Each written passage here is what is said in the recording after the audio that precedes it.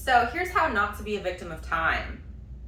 I'm still working through the current book on this. However, it hit me and it hit me hard and it hit me in the face. How many times, just think to yourself and start paying attention during the day. How many times you say, I don't have time for that?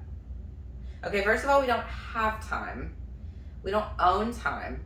We don't have it. Time just exists. We exist, and really time comes within us, and I can't explain that one yet, but we can talk through exactly how to not be a victim any longer. So, two examples. If the example used in the book was, let's say you're working on a work project and a child comes up to you and says, hey, can you play ball with me? And you, as a parent, you're like, I don't have time.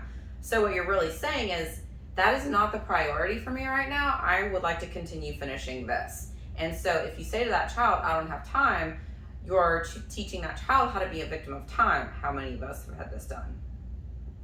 And so, however, if that child came to you and said, okay, I just broke my arm and there's, the arm is hanging from a limb, you would find the time to handle that quickly.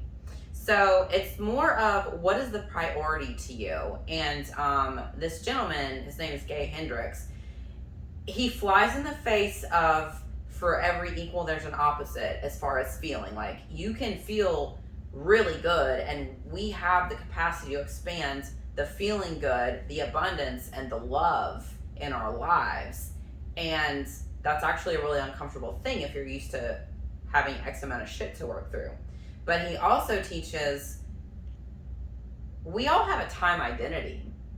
And a few examples of this, there are time cops, there are time slackers, and I think those are his two examples. But the time cops are the people who, they're always on time, they're always early, and then judging those who are on time or late or don't fall within the I'm always early category. And so there's a big need to control the time there. And the time slackers are the ones who are on time or a little bit late everywhere they go, and they don't really get hung up on the time from a place of I don't want to be controlled by time. And so the two typically collide, and the way he talks through this is remove the need to be anywhere at any certain amount of time. Yes, there are things that happen at a time so that we as humans can meet up as we need to.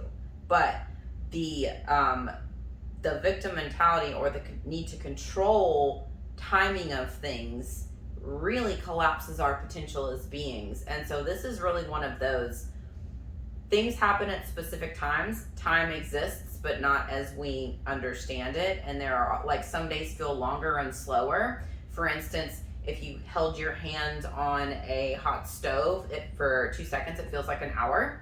But if you're with the love of your life and you haven't seen them in months, an hour feels like a second. So the perception of time is more important than the counting of the time. And we as humans, for instance, if you like to be in the middle of momentum and accomplishing things and like 20,000 things happening at the same time, and there's peace and calm and nothing to do, it might come across as boredom. And so now your purpose is deflating, and the energy you love to be in isn't flowing the way you enjoy, and you could start to judge yourself for not being able to relax into that like some others can. But if you're a person that loves to relax into the flow, and when you're ready to be inspired, you're gonna act, but you love to relax into the flow instead of have that pressure, being around someone that has that pressure might repel you, because now you're being pushed and controlled, even though you're not being pushed and controlled. So the perception of pressure and time and energy is really more important than the idea of, I don't have time. So really, if you understand what energy you like to be in, what energy you like to swirl in, what does time mean to you, where does it come, and then stop being a victim of time, a lot of stuff's gonna change in your world. A lot of that judgment's just gonna go, and not judging other people is gonna allow you not to judge yourself, because there's a lot of, we are trained to judge. I don't know where this came from, but we are trained to judge. We are trained to judge, and not trained to discern what's happening in our environment so that we understand how to act appropriately for self. A lot of us need to start being true to ourselves and let people deal with themselves. Coming from love.